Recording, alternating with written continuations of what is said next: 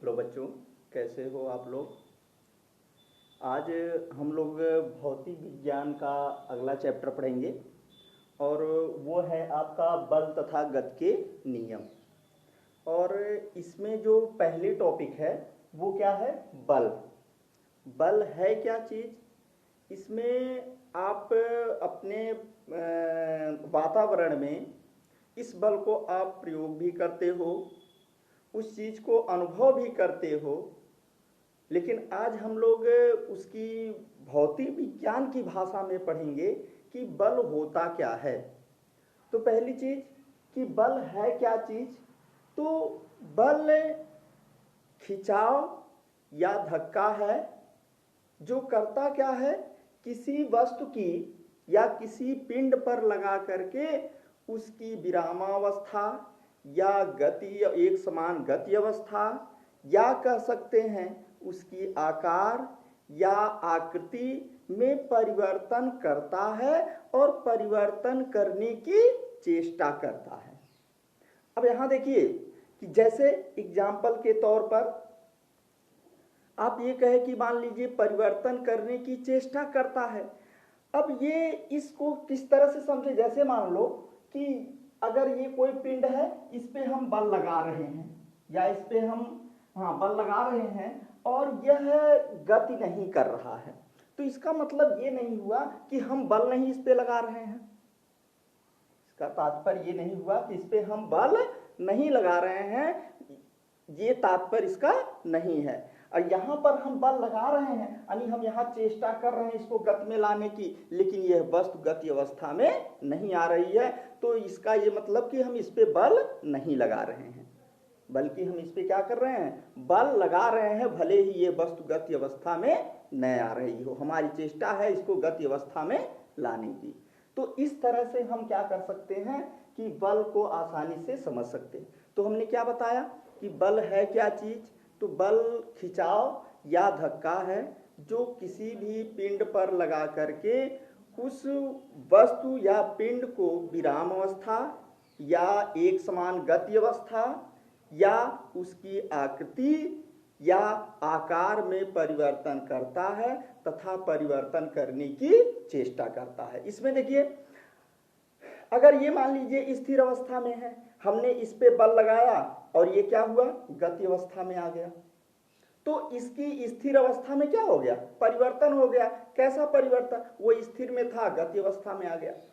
अब यहां पर कोई गाड़ी चल रही है, अगर हमें उसको स्थिर अवस्था में लाना होता है, विराम अवस्था में लाना होता है, तब हम उसमें क्या लगाते हैं, ब्रेक लगाते हैं। ब्रेक करता क्या है, पहिए के बीच घर्षण बल उत्पन्न करता है और उस बल के माध्यम से वह गाड़ी क्या हो जाती है, विराम अवस्था में आ जाती है। अर्थात वहां पर हमने बल लगा करके उसकी गति अवस्था में क्या कर दिया, परिवर्तन कर दिया। कैसा परिवर्तन, उस गति अवस्था को हमने क्या कर दिया, विराम अवस्था में कर दिया। तो और दूसरी चीज, इसके आकार में परिवर्तन।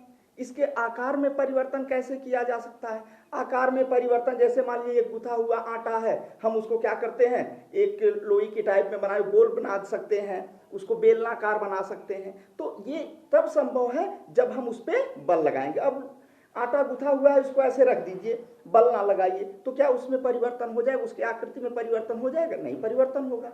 हमें उसको गोल बनाना होता तो हम उसको क्या करते हैं, उस पर बल लगाते हैं। अब यहाँ क्या हुआ, उसकी आकृति में परिवर्तन, क्या हुआ, उसकी आकृति में परिवर्तन। तो इस तरह से हम बल लगा करके किसी वस्तु की विराम अवस्था या गति अवस्था या कह सकते हैं आकृति में या आकार में हम परिवर्तन कर सकते हैं या करने की हम चेष्टा करते हैं, उसी को हम क्या कहते हैं, बल कहते हैं।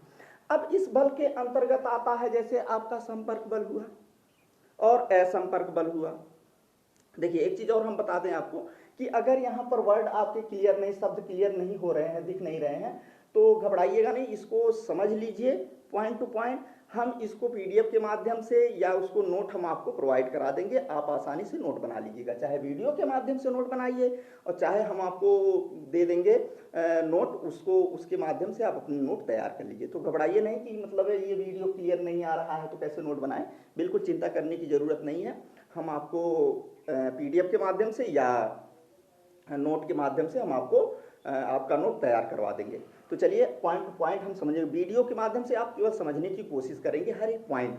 अखिल कोई भी पॉइंट है हम उसको मान लीजिए नोट बना के भेज दें तो आप उसको कितनी अच्छी तरीके से आप वहाँ समझते, आपको अपने से पढ़ना है उसको, तो यहाँ हम उस चीज़ को और एक्सप्लेन, क्योंकि टोटली चीज़ तो लिख नहीं सकते, कुछ चीज़ें होती हैं जो हम उसको शब्द के द्वारा ही बोल सकते हैं, फिर उसको हम अगर लिखेंगे तो काफ़ी बड़ा लंबा नोट हो जाएगा, तो सारी चीज़ें हम नोट के माध्यम से आपको प्रोवाइड नहीं करा सकते।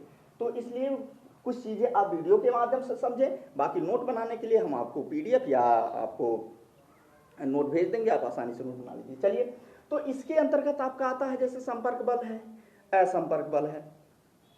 अब ये संपर्क बल और असंपर्क बल होते क्या है? संपर्क बल में आपका आ जाएगा, संपर्क बल में क्या है? संपर्क बल होता क्या है? अगर हम किसी भी पिंड को उसके संपर्क में आकर के अगर हम बल लगाते हैं तो उस पे जो लगने वाला बल होगा वो क्या कहलाएगा? संपर्क बल। जैसे मान लीजिए ये चाक है, चाक क्या है? विरामावस्था में है। अब इसको अगर गति अवस्था में लाना है तो हमको क्या करना पड़ेगा? अपने हाथ को इसके संपर्क में लाना पड़ेगा, तभी उसकी स्थिति में हम परिवर्तन कर सकते हैं। तो उस स्थिति में जो लगने वाला इस पे बल होगा उस बल को हम क्या कहेंगे? संपर्क बल। क्लियर हुआ कि संपर्क बल होता क्या है? अगर हम किसी भी पिंड पर उसके संपर्क में आकर के अगर हम जो बल लगाते हैं उस बल को हम क्या कहते हैं? संपर्क बल। अब बेसिकली कुछ बलों को छोड़ करके बाकी सारी चीजें जो आप गति अवस्था या विराम अवस्था में लाते हैं उसको हम क्या कहते हैं? उसको हम क्या कहते हैं? संपर्क बल। जब भी हम उस वस्तु के संपर्क में आकर के बल लगाएंगे तो उस बल को हम क्या कहेंगे? संपर्क बल। अब दूसरा कंडीशन क्या है? असंपर्क बल। असंपर्क बल होता क्या है कि हम उस पिंड के बिना संपर्क में आए, अगर किसी भी पिंड पर बिना संपर्क में आए उस पर बल लग रहा हो तो उस बल को हम क्या कहते हैं? असंपर्क बल। जैसे एक छोटा सा एग्जांपल, चुंबकीय बल। चुंबकीय बल देखिए, अगर मान लीजिए ये दोनों अगर चुंबक है, सपोज दैट फिलहाल चाक है, लेकिन अगर हम मान लें, चूंकि भौतिक विज्ञान आधा तो मानने पे चलता है, तो इस तरह से अगर हम ये मान लें कि ये दोनों चुंबक है तो आप क्या देखते हो कि ऐसे अगर इनको इतनी दूरी पे रखते हैं फिर भी ये दूसरे को आकर्षित कर देते हैं या प्रतिकर्षित करते हैं, तो उस स्थिति में इन पे जो बल कार्य करता है उस बल को हम क्या कहते हैं? असंपर्क बल कहते हैं। उस बल को हम क्या बोलेंगे? असंपर्क बल। जो गुरुत्वाकर्षण, अगर हम इस वस्तु को गिरा रहे हैं, ये पृथ्वी पर गिर रहा है, चाक को हम छोड़ेंगे तो तुरंत ये कहाँ जाएगा? पृथ्वी पर जाएगा। तो ये जो इसमें गति अवस्था आ रही है, इसकी स्थिति में परिवर्तन हो रहा है, तो उस परिवर्तन के लिए जो बल कार्य कर रहा है उस बल को हम क्या कहेंगे? असंपर्क बल। यानी गुरुत्वाकर्षण बल भी कैसा बल है आपका? असंपर्क बल है। तो संपर्क बल और असंपर्क बल क्लियर हुआ कि अगर हम किसी भी पिंड या वस्तु के संपर्क में आकर के जो बल लगाते हैं या जो बल कार्य करता है उस बल को हम क्या कहते हैं? संपर्क बल। और दूसरा कंडीशन असंपर्क बल, कि किसी पिंड पर या किसी वस्तु पर बिना संपर्क में आए जो बल उस पे कार्य करेगा उस बल को हम क्या कहेंगे? असंपर्क बल कहेंगे। क्लियर? अब इसमें आपका आता है संतुलित बल और असंतुलित बल। तो दोनों चीजें आप क्लियर समझेंगे। संतुलित बल होता क्या है? अगर मान लीजिए जैसे ये कोई एक पिंड है, ठीक है, इस पर दो या दो से अधिक बल एक साथ कार्य कर रहे हो, लेकिन इसकी स्थिति में कोई परिवर्तन ना हो। इस पर दो या दो से अधिक बल कार्य कर रहे हो परंतु इसकी स्थिति में अगर कोई परिवर्तन न हो रहा हो तो उस बल को हम क्या कहते हैं? संतुलित बल। जैसे वो वस्तु अगर विराम अवस्था में है तो विराम अवस्था में रहेगी, आप बल लगा रहे हैं, इसका मतलब इधर से भी बल लगा रहे हैं, इधर से बल लगा रहे हैं, तो दोनों बल एक समान है और इसकी स्थिति में अगर परिवर्तन नहीं हो रहा तो ये जो बल कार्य कर रहे हैं उस बल को हम क्या करेंगे? संतुलित बल।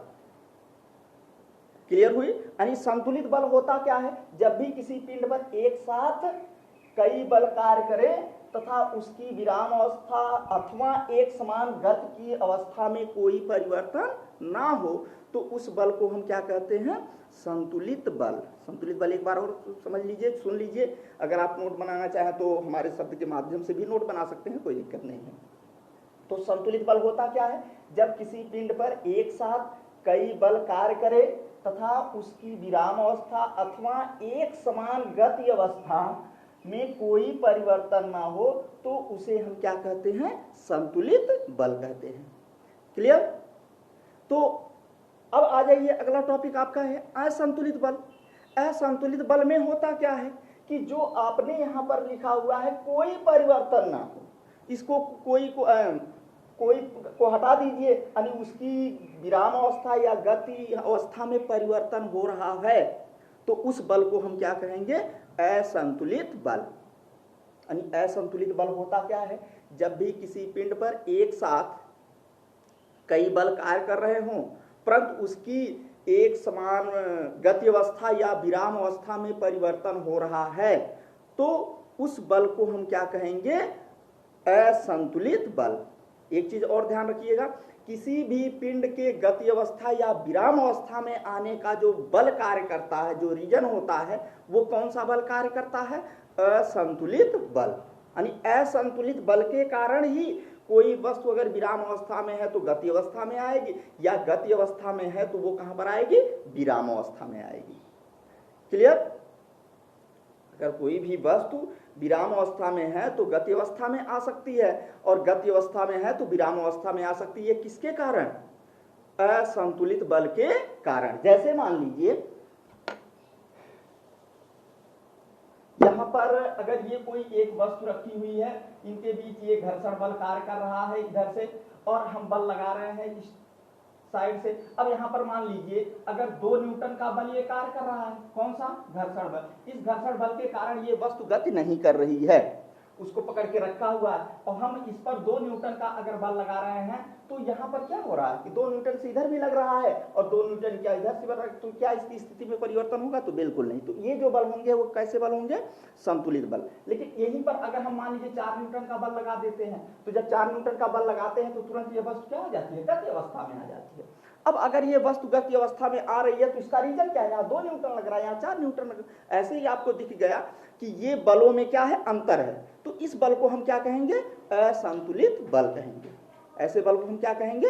असंतुलित बल कहेंगे। अब अगले वाले वीडियो में हम लोग पढ़ेंगे न्यूटन के गति के नियम, प्रथम नियम, द्वितीय नियम और तृतीय नियम। तीनों नियम का हम लोग अध्ययन करेंगे अगले वाले वीडियो में। धन्यवाद।